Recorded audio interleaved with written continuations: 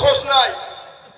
Delhi gen স্কুলের ছাত্র নাজিবুল আজও লাপাতা, তারও কোনো খোঁজ নাই। এইভাবে বিভিন্ন চক্রান্তে সংখ্যালঘু মুসলমান সহ অন্যান্য সংখ্যালঘু জাতিদের উপরেও, যেমন গুজরাটের বুকে দলিত সম্প্রদায়ের উপরে কি অত্যাচার, কি জুলুম হলো। তারাও আমার ভারতের নাগরিক হতে পারে, তার ধর্মটা আলাদা, আমার ধর্ম আলাদা, কিন্তু আমরা উভয় এক আল্লাহর মখলুক, এক আল্লাহর সৃষ্টি বান্দা। ঠিক না বেটি? অতএব শান্তি ইসলাম শিখিয়েছে। আজকে ফুরফুরা শরীফ আহলে সুন্নাত ওয়াল জামাত ভারতের বুকে শান্তির জন্য ডেকেছে, যে শান্তি চাই আমরা। আমরা কোন নোংরা রাজনীতিকে আশ্রয় দিতে চাই না। সে বিজেপি হোক আর যে সরকারি হোক না কেন, যারা নোংরা রাজনীতি করবে তাদের প্রতিবাদে ফুরফুরা শরীফ আহলে সুন্নাত ওয়াল জামাতের লক্ষ নয় কোটি কোটি যুবক আন্দোলনে ঝাঁপিয়ে পড়বে। রাজি আছে? এই জন্যই আমাদের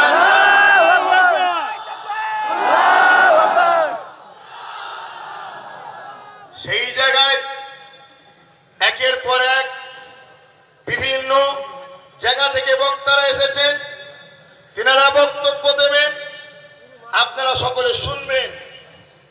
আর আপনাদের অনুরোধ করে বলছি, আপনারাই ভারতের ভবিষ্যৎ, আপনারাই আমাদেরও ভবিষ্যৎ। আপনারা নিজেরা কখনো আইনকে হাতে নেবেন না, আপনারা আমাদেরকে জানাবেন, আমরা আপনাদের জন্য আছি। তবে হ্যাঁ, বড় দুঃখের সাথে আজকে একটা কথা বলতে হয়, বিশেষ করে যারা আইনের রক্ষক, আমার প্রশাসন ভাইদের উদ্দেশ্যে একটা প্রকাশ্য সমাবেশে বলতে হয়, বড় দুঃখ লাগছে এটাই যে আপনারা তো ভারতের ভেতরে জনগণের রক্ষার দায়িত্ব আপনাদের হাতে। বর্ডারে যারা আছে তারা তো দেশকে রক্ষা করছে, আপনারা তো আমাদের জন্যে। আপনারা কিছু চক্রান্তকারী নোংরা রাজনীতির ব্যক্তির চাপে পড়ে নিরীহ মানুষের উপরে অত্যাচার করবেন না। বিভিন্ন জায়গায় অত্যাচার চলছে।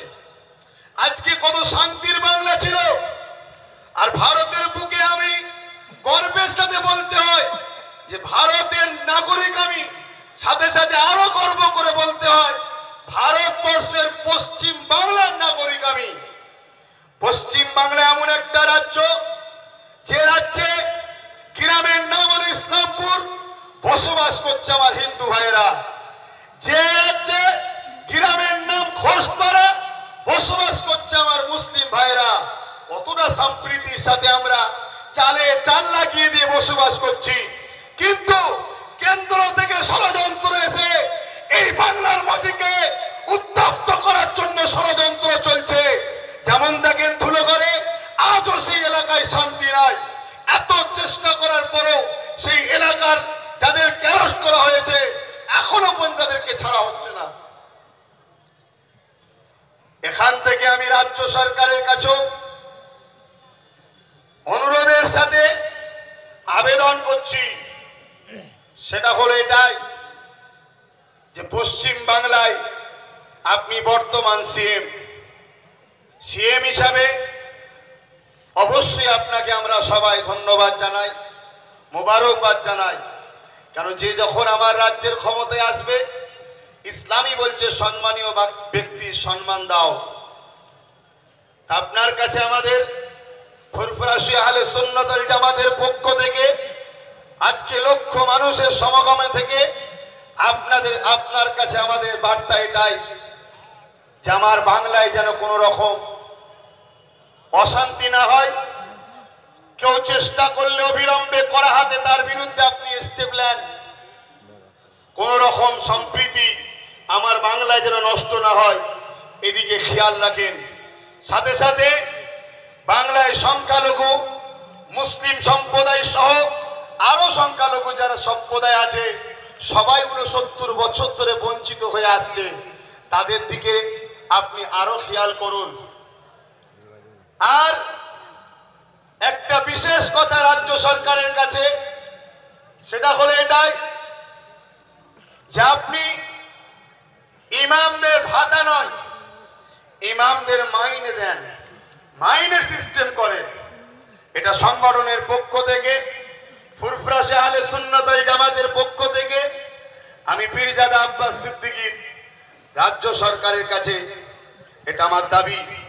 সাথে সাথে মুসলিমদের সর্বস্তরের সার্বিক সংরক্ষণ দিন, চাকরি, বাসস্থান, অন্ন, বস্ত্র সর্বাধিক দিয়ে তাদের সুব্যবস্থা করে দেন।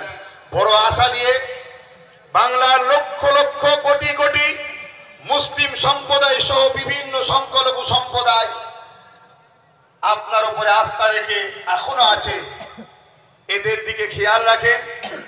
আর বিজেপি সরকারের কিছু দুষ্কৃতী এমপি এমএলএ যারা বক্তব্য দ্বারায় বারবার শুধু সাম্প্রদায়িক লাগাবার বক্তব্য দিচ্ছে। 2021-এ ভারতবর্ষ থেকে মুসলমান রাখবো না, এরকম বক্তব্য বিজেপির একজন এমপি দিয়েছে না দেয়নি? অবিলম্বে কথা প্রত্যাখ্যান করা হোক। সারা ভারতের সর্বধর্মের নাগরিকদের কাছে আমাদের আবেদন, এই ভারত যেদিন মুসলিম হিন্দু একসাথে হাত মিলিয়েছিল সেদিনই ভারত থেকে বিজেপিকে, সেদিন ভারত থেকে ব্রিটিশদের তাড়াতে হয়েছিল। আজকে এইরকম উস্কানিমূলক বক্তব্য কেন্দ্রীয় সরকারের কিছু এমএলএ এমপি দিচ্ছে, এগুলো অবিলম্বে বন্ধ করা হোক। এ দাবি ফুরফুরা আহলে সুন্নাত ওয়াল জামাত থেকে দেওয়া হলো। যদি এগুলো বন্ধ না করা হয়, আগামী দিনে সারা ভারত সহ বাংলার বুকে রাজপথে লক্ষ লক্ষ মানুষ নিয়ে আমরা এর প্রতিবাদ করতে পিছপা হাঁটবো না। আপনারা রাজি আছেন? চিৎকার দিয়ে বলেন রাজি আছেন?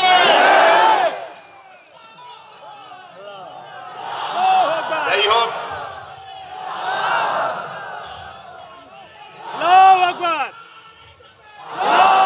আমি আর বক্তব্যকে দীর্ঘক্ষণ করলাম না।